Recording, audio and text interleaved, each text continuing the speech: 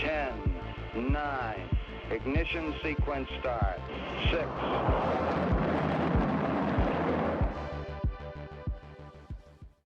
Hello and welcome to Rocket Fuel, your daily update of everything that's happening in the Rocket Pool community. My name is Wack. Today is July 17th and oh my god, there's never a quiet day in Rocket Pool land. Okay, so let's get started. First of all, we're going to start like in the movies, right? You know, when they start in the middle and then they go back to the beginning.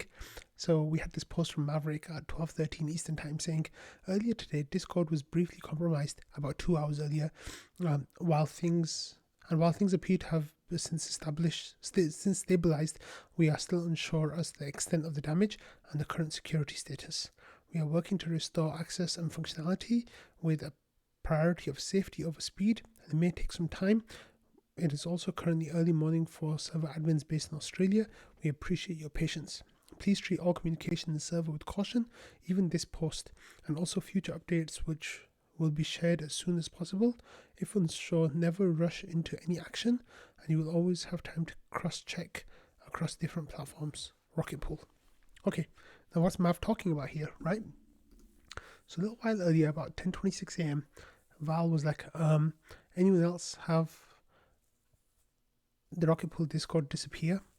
So where was the conversation taking place? This was taking place in the Pings channel, which is a backup server for people who have kind of proven that they're humans in the main server, and you know that's by being around for a while and like talking like a human being and not like a bot, and just like not basically being an okay person. And then you know a lot of people are kind of being given access to this Ping server, and this Ping server has a chat channel, and in the chat channel people kind of started to congregate saying the Rocket Pool Discord disappeared. Pieter, who's also like Val of course is a rocket scientist, Pieter says it's disappeared from my list too. Grey Wizard said not me.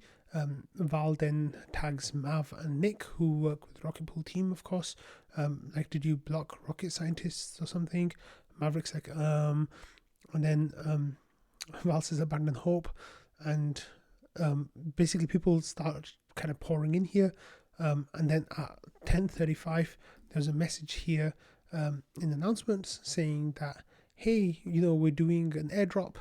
Rocket Pool's doing an airdrop, like here's the address, and give us your go to this website and you'll get an airdrop from Rocket Pool. It was in the announcements, and basically it was a scam. Of course it was a scam. So what happened is the Discord got hacked, and they kicked out prominent members, and then they kicked out anyone who was like saying anything about any kind of hack, and then they also sent out this announcement saying there's an airdrop. So thankfully, we had the Ping server where people were talking, like people had been talking about it right away. So it seems like the announcement came from Maverick, and like the deleted message like from Rocket Pool, and there was another one from Maverick as well. So it seems like that was the issue there. Now let's have a look what happened. So a good 4 hours after Maverick's message, here Dave says, testing 1 2, is this thing on? And then that's when trading was turned back on. In the meantime, people realized that they could make threads in trading. So here there was a discussion about relationship between Rocket Pool and Coinbase, and Noshua said Coinbase has also bought RPL over the counter from the team, and Rocket Pool is listed, the RPL token is listed on Coinbase. So that was the last message before the server went onto lockdown from the hackers. They locked everything up, and that kind of became a thread. So here in the Coinbase also brought RPL over the counter. So that 267 messages in there about that basically. So yeah, then people started using the threads to kind of communicate before trading itself came back, and it was turned back on by Dave. Dave says, we're going to put a hiatus on the Ping team stuff, Team Ping ban. today from here. So if anything still isn't sorted or permissions acting weird, just ping me directly and I'll jump on it. So Dave was just taking kind of the point on making sure everything on the server got fixed. And then he says booty call pings get priority. And Joe says don't give them any ideas, and Dr. Doofus like already typing DM. And Sneaky says forget typing, just send a pic. So people were really like most people were kind of joking about it, making like just kind of like laughing about it. Let me see if any memes got posted. There's nothing in meme pool yet, so yeah, hopefully soon we'll get some memes about it. But what did happen is, wait, what am I looking at here? Wait, this link got messed up. Okay, let's just skip that. Oh yeah, so okay, eventually we got this message from Langers saying, hey everyone, as you might be aware, the Rocket Pool Discord was compromised briefly last night, is now under control, and we have recovered from the impact. The channel permissions have been reset and users have been unbanned. We provided a full incident summary, so we can go and have a look at the incident summary in a minute. And the governance forum for review. Most community members are pretty skeptical of random airdrops, but just a reminder that we do not do airdrops, so please consider any Rocket Pool airdrop a scam. Stay safe out there. So there's no Rocket Pool airdrop, there never will be a Rocket Pool airdrop.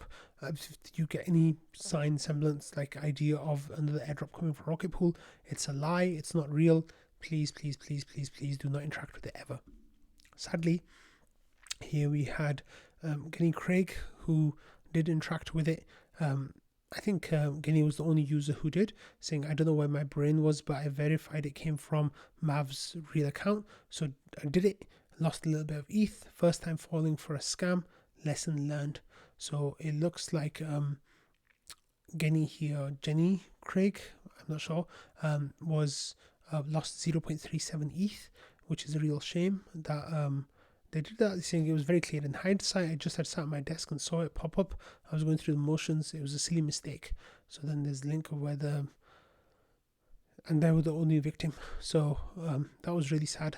But, the whole lot of trouble basically for just the 0.37 ETH.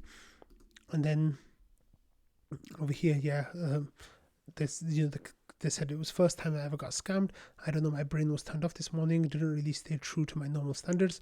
Tough lesson learned, but all will be well. And of course, all will be well. And, it was a tough lesson learned, but hopefully everything will be okay. So that's a real shame that happened. But yeah, one person got drained of their wallet and they lost a chunk of ETH. So it's really sad that happened, but yeah. Okay, and then this is the incident report from Langers saying, at 20 past midnight, basically Australian Eastern Standard Time, a moderator's Discord account was compromised. That's Maverick's. Sorry, Maverick, for putting you on blast. I don't mean to. Was compromised, leading to permissions being changed, users banned, and scam announcement posted in the protocol channel. Detection. The incident was detected very quickly by the community, and the community manager was alerted around midnight 28. Basically 10:28 a.m. in the US. So there's 14-hour time difference. And it says the impact was that the intruder proceeded to lock and change permissions on channels so no message could be sent. They disabled Wick, which is a bot. They banned Kron, who's one of the moderators. They banned Rocket Scientist, banned other members, posted a scam announcement about fake airdrop in the protocol channel. And then response and recovery, the community manager was the first responder and compromised the account, reached out to other team members and started containing the impact. They removed the scam announcement and revoked all of the logins, with the situation seemingly stabilized, but the full extent of the compromise unknown. The priority was to maintain the status quo without risking any further attacks. Reinstating some banned accounts could be completed manually, but restoring the remaining server permissions and roles took several hours to complete. So it took a whole long time. And then here we have a timeline of the events, basically. So from 20 past 10 in the morning Eastern time, or 20 past midnight in Australia, the account was compromised. And 1 minute later, permissions were changed and Rocket Scientist and Kron were banned. 6 minutes later, more permissions changed on the channels and the channels were locked. And then at 28, community alerted the first responder, Maverick, who reached out to other team members and started containing the impact. And the first responder immediately moved the scam announcement and reestablished some permissions over the channels. And then, that was all happened within 10 minutes. And then around 10 minutes after that, the community started spreading the word on Twitter. Myself, Jasper, a few others, we were some of the first people to do that. And then more like on Reddit, on Discord, sorry, not on Discord, on other channels, I guess people were already talking about it too. And then more community members were banned by the intruder over the next like a few minutes. And then an hour after the attack started, that's when Maverick started unbanning some community members like rocket scientists, etc. And then 3 or 4 hours later, other admins became available to help with the server permission fixing. So that's when Dave and I guess others from the team were like, they came in and kind of like got a handle of things that were left, and permissions were reset for various channels, and remaining members were unbanned. So the root cause, Langers goes on to say, at this stage, the exact vector is unknown, but malicious compromised public Wi-Fi network is a likely culprit. Every moderator has 2FA in place, so the likely cause is a session hijacking through a compromised Wi-Fi on mobile, less likely an open Discord session on a sleeping laptop. Further investigation is being conducted to gain more knowledge of the possible attack vector and ensure it cannot be used again. And then lesson learned and corrective actions. What went well? The incident was detected very quickly. The scam announcement was removed.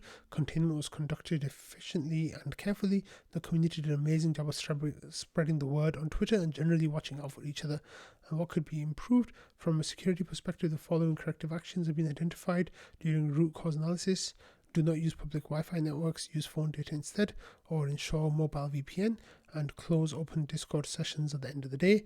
Though the community alerted the community manager quickly and the incident was dealt with swiftly, our out-of-hours contact procedures could be improved. So here, I guess, setting up some kind of alarms or some kind of, contact override mechanisms so people could get pinged and get notifications even when they were asleep. So, this was, really disappointing. It happened. People were kind of like, not sure about, the cause of it. Because here Langers was saying that it was caused by,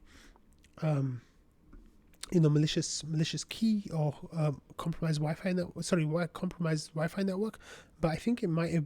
People seem to think it might be some Discord related issue rather than like a Wi-Fi hack, because it seems like the person who hacked into the Discord knew about the composition of the server, like knew who the important people were, knew where people talked. Trading, for example, most of the time, like people go to general, right? If they're new to Rocket Pool, they don't know anything about trading, etc. They don't know who like the rocket scientists are or who prominent community members are and that kind of stuff. So those are some of the things that makes you think it might not have been like as simple as like just the Wi-Fi compromise, but I'm not exactly sure how these things work. So maybe Langers is right and that is the cause. Maybe we'll never know, but I think it's really important that we just stay diligent and always remember. And I know that I've said this so many times to you all, so anyone who's listening probably already knows this, but even if there's like one new person, please be aware that Rocket Pool will never do any kind of airdrop. The token is fully diluted. It's already out. It's been out since 2017. There's 2018. There's no airdrop. Okay, like there's no airdrop. Please be careful about it, because it's not good. We were joking and trading earlier about how people get random tips on Discord from users like 6.9 ETH, and then there's the benefactor who sends out money, but that's it. Okay, nothing else. No, it's really bad, because of course just be aware of what's going on and try to be careful, and don't be the first ape. Try to be the second ape. Okay, next we've got some really exciting things from Kane. So Kane said, I made a forum post as single point of discussion regarding the on-chain PDAO research. Signal your approval or opposition here. So then there's a forum post in the governance section. So let's have a look at that. Let's see what Kane's saying. Kane is saying, first of all, on-chain with a hyphen in the middle. Kane, you got to remove that hyphen because it's cleaner. He says, this topic has been bouncing around our Discord and Twitter for a week or so, and it appears to have strong community support. If you support the direction, have opposition to it, any questions, here's the place you can be formally heard. We'll develop an RPIP and a formal vote out of discussion here. A detailed explanation of that idea can be found here, and that's to the GitHub page. He said, I won't repeat the technical details, you can read it in the document above, but in summary, the on-chain PDAO replacement will replicate our existing PDAO governance system on-chain, importantly removing the team and the executive middleman and making the entire system completely decentralized. There are many benefits to this approach, but the primary drawback is the increase in gas and complexity. That gas increase comes at a minor cost to node operators, and the complexity excludes us from using existing governance software. The dev team feels like this trade-off is worth it, given the alternative is to adopt a simpler voting power model, which we feel strongly is not the right direction for the protocol. Rocket Pool's unique governance system is distinct from other DAOs, making governance capture significantly more difficult and giving power to those most aligned with the protocol's long-term health in mind.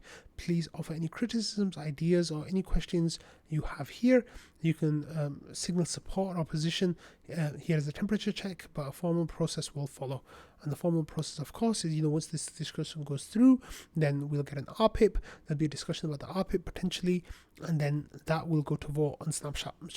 So here, there've been 13 votes so far, and 100% of the people who voted are in agreement with this change. So that's really cool. Yeah, good job with that, Kane. Let's have a look at the next comment here from Kane as well. So Kane says, happy Monday, everyone. I prepared another research document for digestion. This one is for megapools, which will greatly increase the efficiency of the protocol for node operators, requiring only a single contract for as many validators as desired. This makes deployment of multiple validators more gas efficient, but also allows for a single distribution per node operator.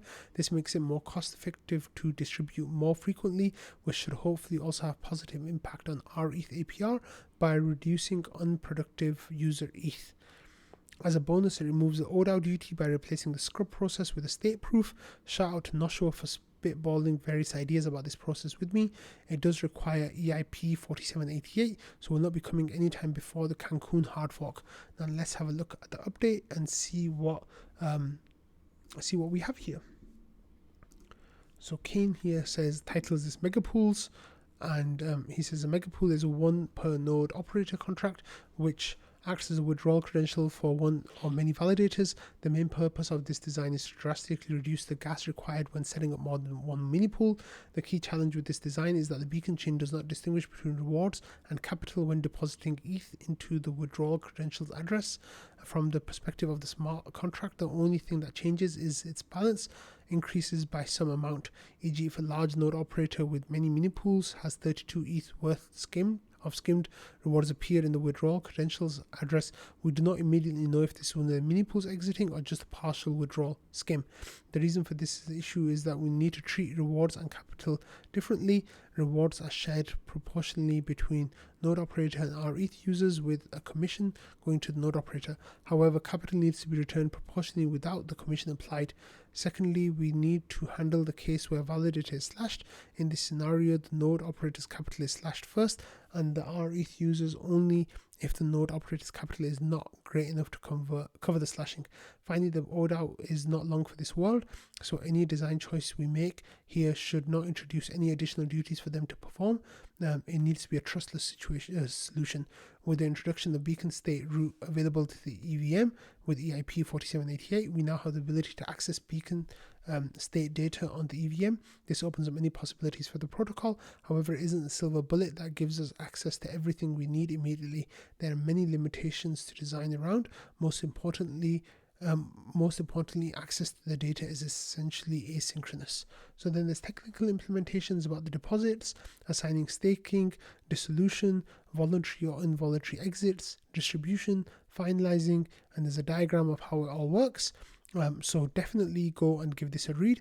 It might be a little bit technical, but I think Kane's writing is fantastic, and it's really clear he writes in a very clear and legible manner. So I think most of us node operators will be able to keep up with the ideas of what he's saying, at least.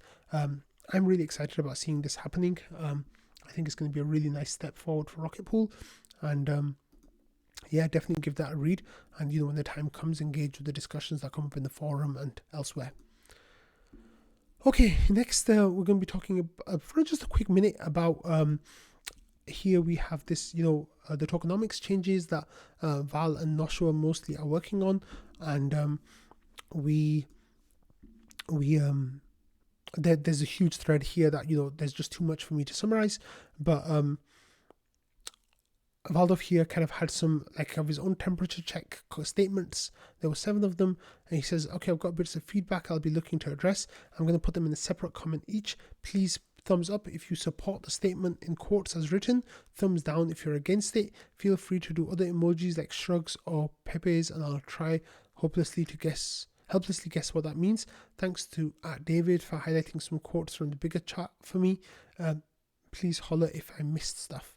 So here, number 1, 15% withdrawal threshold is too low. So 24 people disagree, 4 people agree.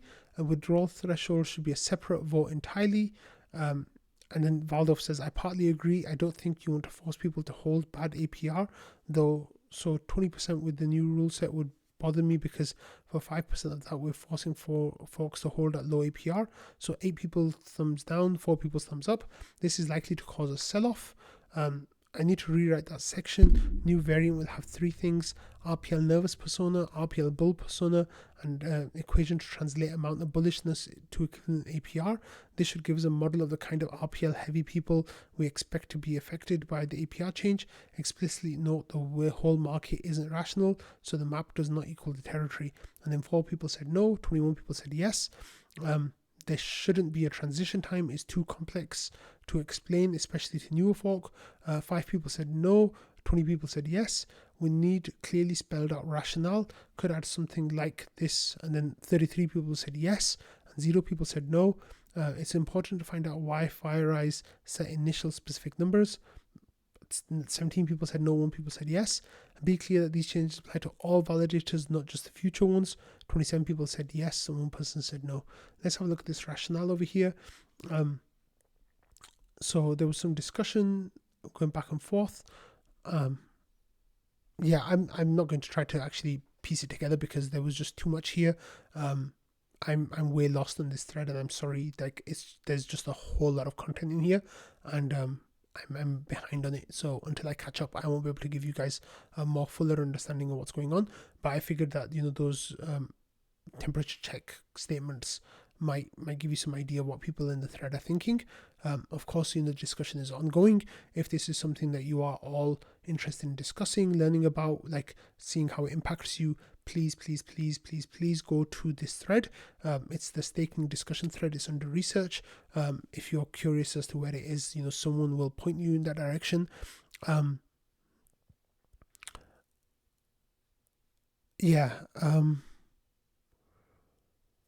One of the things that I mentioned in episode 210 is about, I said that maybe it was about,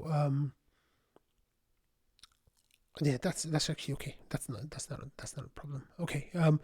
So, if you're interested in this, go and read it, please, because it's really important that you are aware of what's going on here, because it's going to be a really, really big vote in the community. But the biggest since, the P and ETH, even bigger than the ODAO stuff, because that ended up being almost unanimous, and we're going to talk about that soon. There's a whole lot going on over here, so definitely be aware of that. Actually, why did that link not work? Let me see. Oh yeah, that's a bad link. Okay, sorry about that. We were actually supposed to talk about the vote stuff right here before this. Let me see where we are. Oh yeah, okay, here. Right, so one of the things I wanted to talk about was all the votes passed. So the ODAO charter, PDAO charter, and the inflation amounts, so they've all passed. So like Kane said, the ODAO is not long for this world, and now we're starting to phase them out. So yeah, sorry about that. I missed that, but that will be in the links, so you can go and check out the vote more closely. But here we Waldo said I probably want a totally separate vote to change anything on the vote power side, which means I should add a bullet to propose changes saying that the first cut is keeping that at 150% and ETH quadratic to do. So then, there's been discussions of how will that change voting and what's going to go on with that.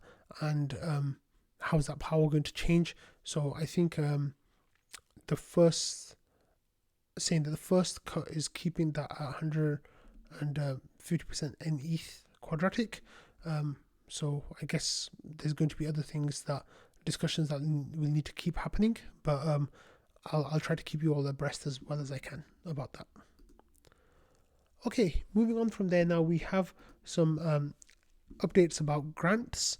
So the grants period for round 3 has closed now.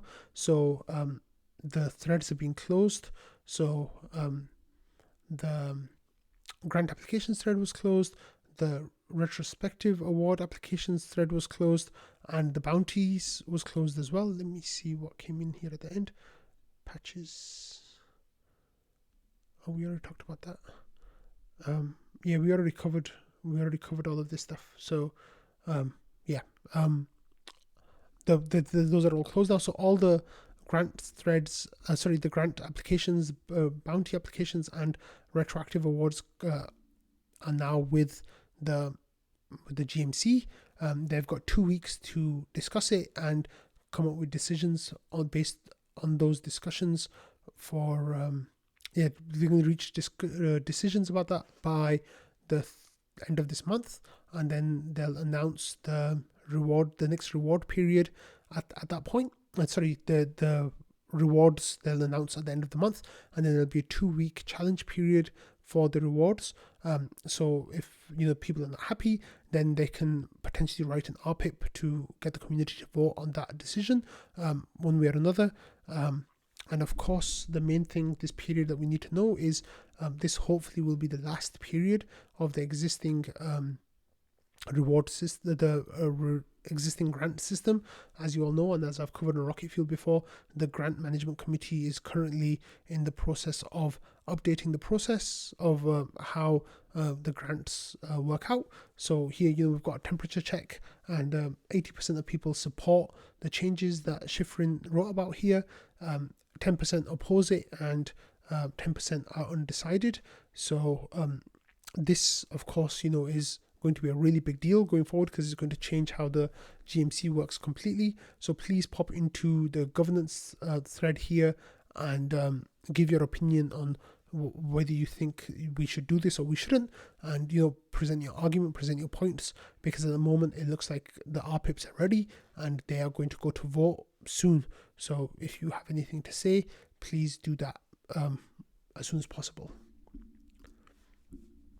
Okay, next we had this update from Joe, who's saying version 1.10 of the Smartnode stack is in final testing, so I'm waiting for the next reward interval on Praetor. So that's going to be in about 2 days, and if that all works properly, he will update the Smartnode stack, and he might skip version 1.9.9, and either way, the new Prism and the new Nethermind will be in Smartnode version 1.10.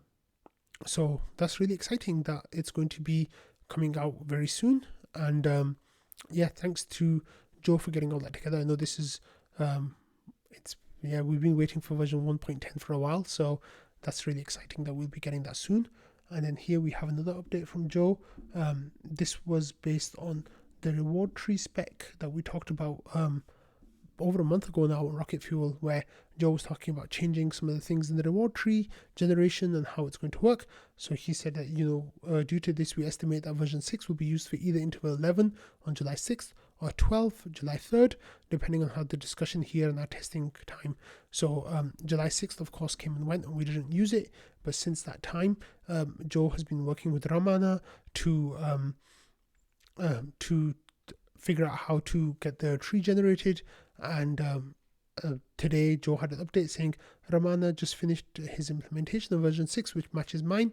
Based on this and no complaints against these changes, we plan to use version 6 for rewards interval 12 on mainnet, which will be on August 6th. And Patches says massive props to Ramana for this. Tree generation is no easy thing to implement, so that's really cool. And we'll have a new version of rewards. If you want to know what's going into these, then definitely read this post that is linked in the description, and you can get a all the full information of how, what's changing or what's suggested to be changed here. Okay, moving forward, here this is news from a couple of days ago, and we covered this on Rocket Fuel, but it's nice to go over it again. At the time, it wasn't all finished, but now it has finished. So this is from Nexus Mutual. They were voting on converting some of their treasury ETH into our ETH. It was 14,400 of it. Since that point, since we talked about it, the vote was almost going to go through. I wasn't sure what was happening with the advisor part of their voting, but that was kind of left like moot because 5 out of 5 of their advisory board accepted it. So the vote passed and it was accepted. So now the next steps are figuring out how to make that happen. One really interesting comment here from Hippocrates was that this will be a 2.8% growth in one shot, which is not bad. So the current supply of our ETH, of course, is around 514,000 ETH, which is amazing. I don't remember if we covered the milestone for 500,000 our ETH on Rocket Fuel. I must have missed that. But yeah, that's really wonderful. And of course, growing by 2.8% in one day is it was really amazing. So that's fantastic. So good job Nexus Mutual and their advisory board, because they stepped up. Okay. I sent this message to Moon earlier saying happy anniversary in Australia, and Moon said, thanks Wack, I can't believe this thread has lasted that long. So for those of you who don't know, there is a thread here from Find Your Moon, who is now called findyourpoap.eth. Moon is a technical analysis guru and called a shaman in the group, who posts lots of information about actual trading and charts and all that good stuff if you're into that. So Moon is celebrating 1 year of his thread, and this POAP I think was designed, I want to say Sleety, but I'm not 100% sure. I'm so sorry if I'm mistaken about who designed that. Maybe it was Schifrin. It was either Schifrin or Sleety. I don't see any credit here, so that's fine. I think now that I'm actually remembering, I think it was Schifrin. But yeah, so this is the kind of thing that Moon posts. He posts charts and analysis, and yeah, there's some really ugly stuff here if you are a RPL holder. but otherwise, yay.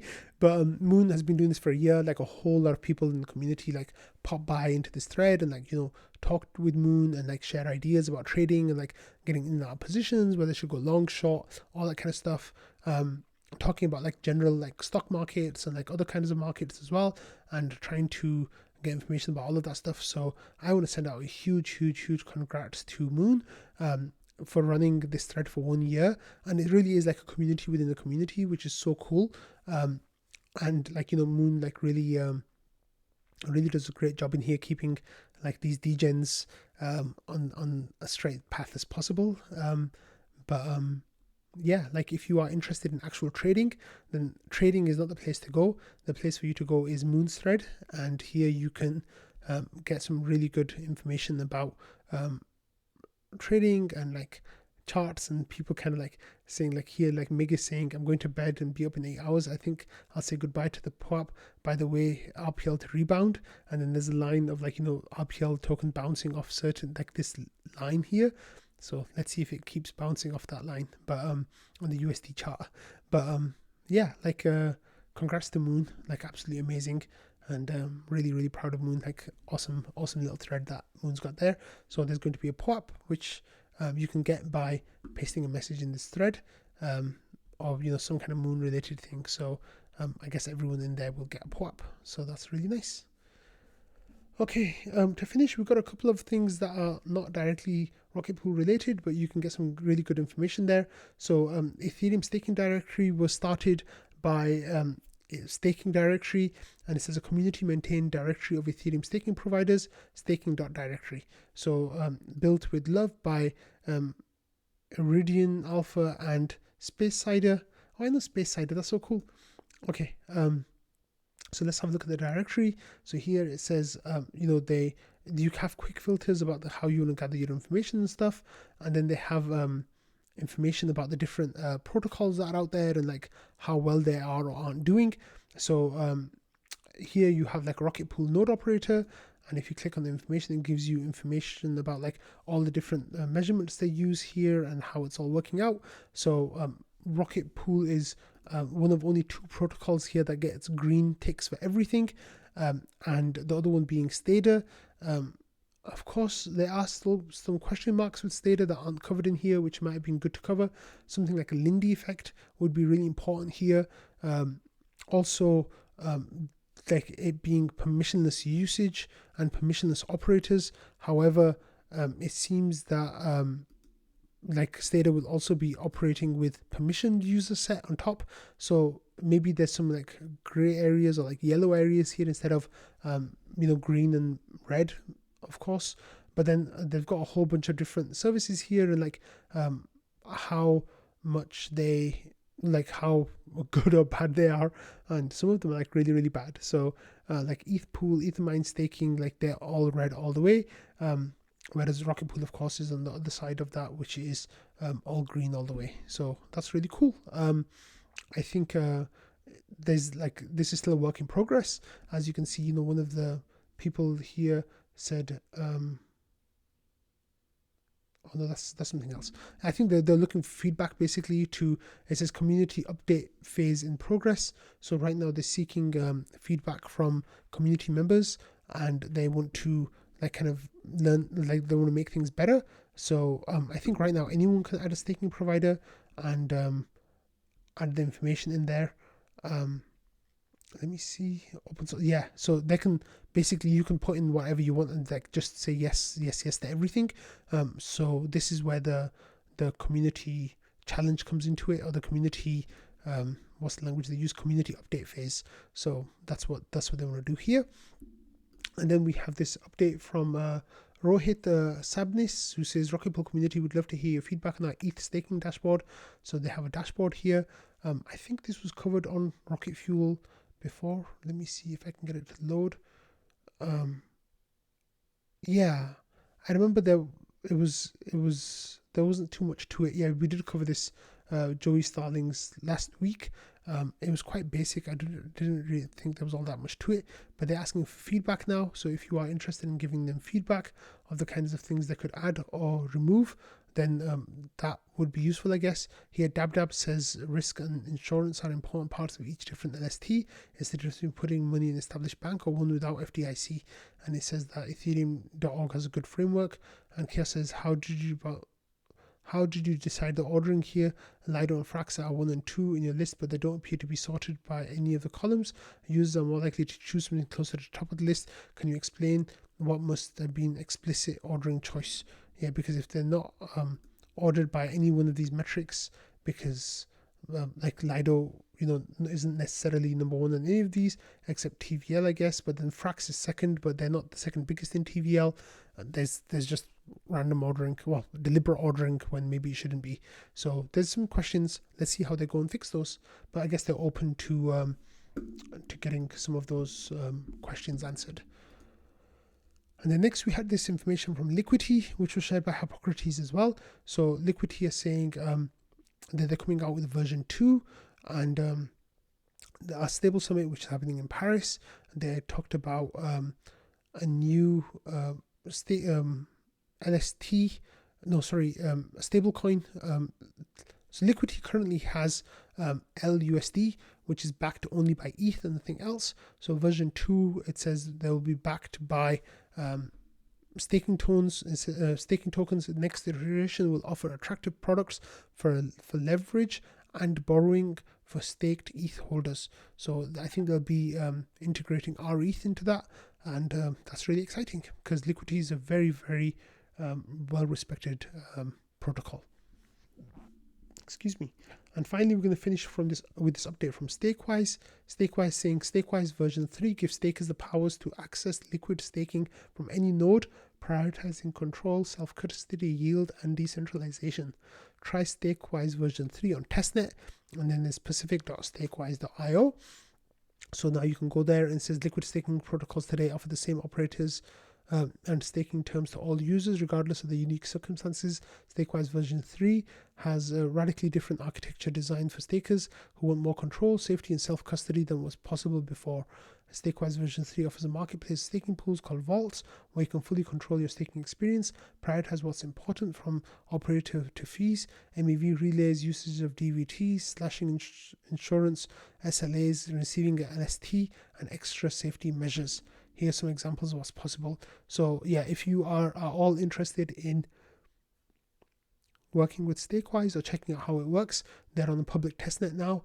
They've been on the private testnet for the last few months, so now that they're going to public testnet, it looks like hopefully they'll be moving through that within the next few months and then launching onto mainnet. We need more decentralized offerings. Like yesterday, Rocket Pool on its own is not enough. Stata, of course, has launched, but that's Stata. We've talked about that a lot.